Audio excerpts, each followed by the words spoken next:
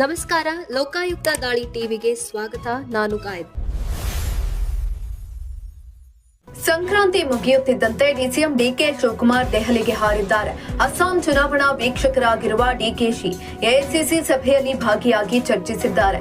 ದೆಹಲಿಯಲ್ಲಿರುವ DCM DK Shivakumar ಈಗಾಗಲೇ AICC ಅಧ್ಯಕ್ಷ ಮಲ್ಲಿಕಾರ್ಜುನ್ ಖರ್ಗೆಯನ್ನ ಭೇಟಿಯಾಗಿ ಮಾತುಕತೆಯನ್ನ ನಡೆಸಿದ್ದಾರೆ. ರಾಹುಲ್ ಗಾಂಧಿ ಅವರನ್ನ ಭೇಟಿಯಾಗಿದ್ದಾರೆ.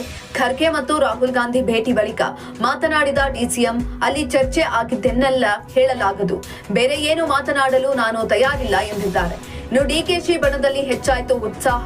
ಮೊನ್ನೆ ತಮಿಳುನಾಡಿಗೆ ಹೋಗ್ತಿದ್ದ ರಾಹುಲ್ ಗಾಂಧಿ ಮೈಸೂರು ವಿಮಾನ ನಿಲ್ದಾಣದಲ್ಲಿ ದೆಹಲಿಗೆ ಬನ್ನಿ ಎಂದು ಡಿಸಿಎಂಗೆ ಹೇಳಿದರು. ಇದರ ಬೆನ್ನಲ್ಲೇ ಡಿಕೆಶಿ ದೆಹಲಿಗೆ ತೆರಳಿದ್ದು ಇವತ್ತು ದೆಹಲಿಯಲ್ಲೇ ಇರಲಿದ್ದಾರೆ. ನಮ್ಮ ಪಥ ದೆಹಲಿ ಕಡೆಗೆ ಬದಲಾಗಿದೆ ಎಂದು ಚನ್ನಗಿರಿ ಶಾಸಕ ಶಿವಗಂಗಾ ಬಸವರಾಜ್ ಹೇಳಿದ್ದಾರೆ.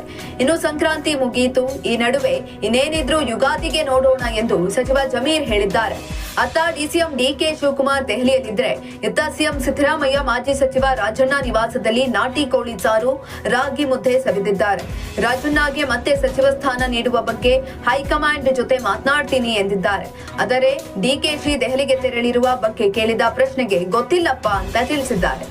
ಏತನ್ಮಧ್ಯೆ ವಿಶೇಷ ಅಧಿವೇಶನ, ಸಂಸತ್ ಬಜೆಟ್ ಸೆಷನ್ ನಡುವೆ ಕಾಂಗ್ರೆಸ್ ಹೈಕಮಾಂಡ್ಗೆ ಸಮಯ ಸಿಗುತ್ತಾ?